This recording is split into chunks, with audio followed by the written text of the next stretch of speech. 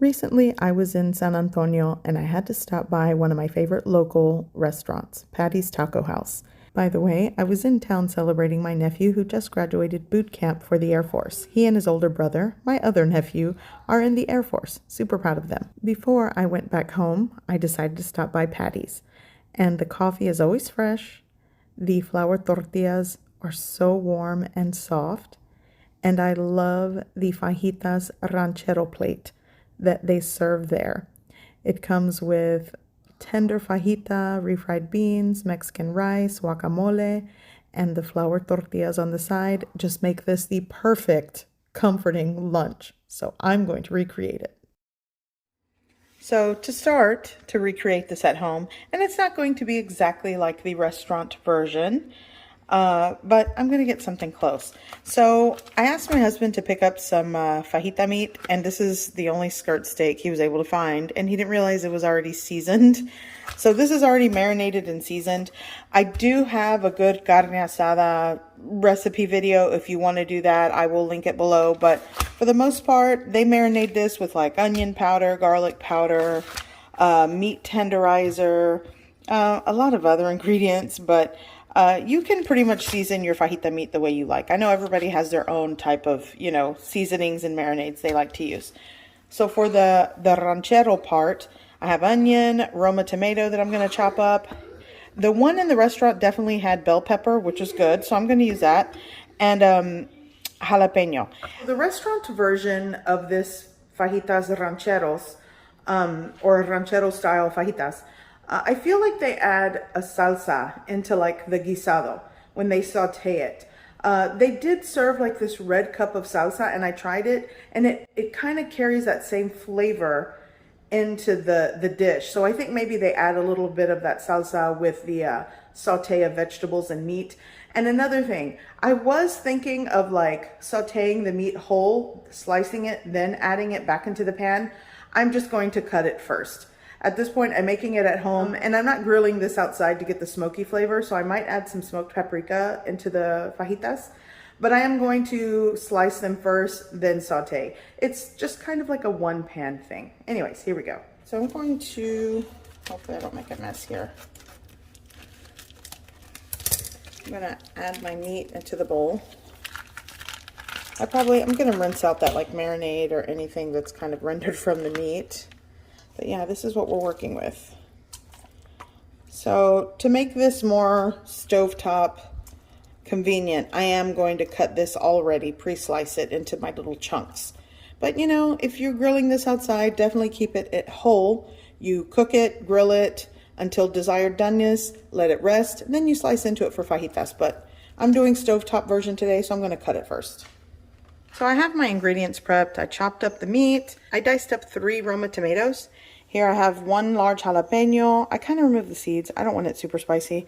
I have onion, my bell pepper, and I went ahead and sliced up garlic. It's just like a rough chop slice of 2 to 3 cloves of garlic. It's up to you. You could also mince. So my pan is preheated, and I'm going to add some cooking oil here. I'm going to go with the meat.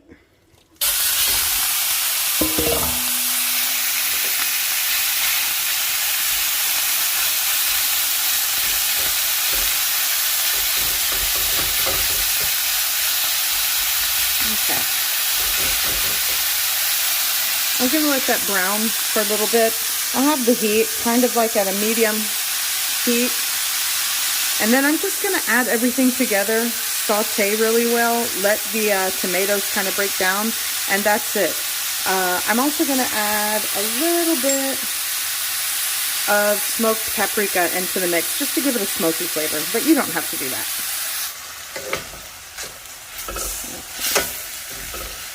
I'm going to add the tomato. I want that to break down. Let's give that a mix.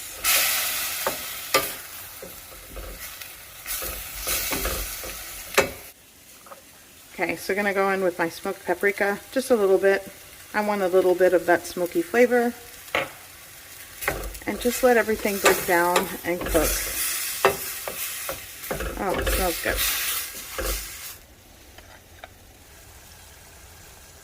Going in with the garlic. gonna go in with all the onion, bell pepper. Smells good. And because this is marinated meat, it's not gonna take super long. I mean, unless you really want to break down the fresh ingredients in this.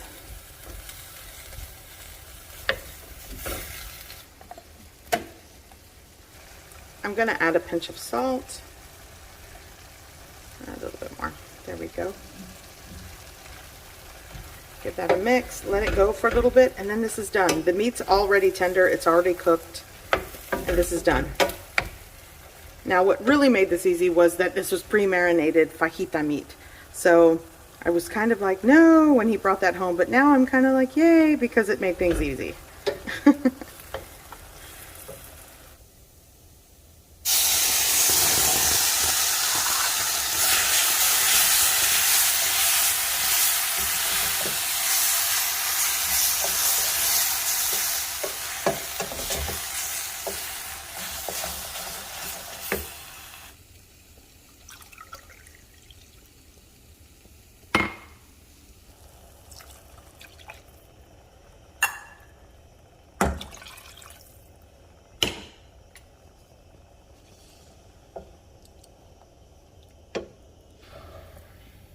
Okay, so here I have, I reheated some leftover refried beans.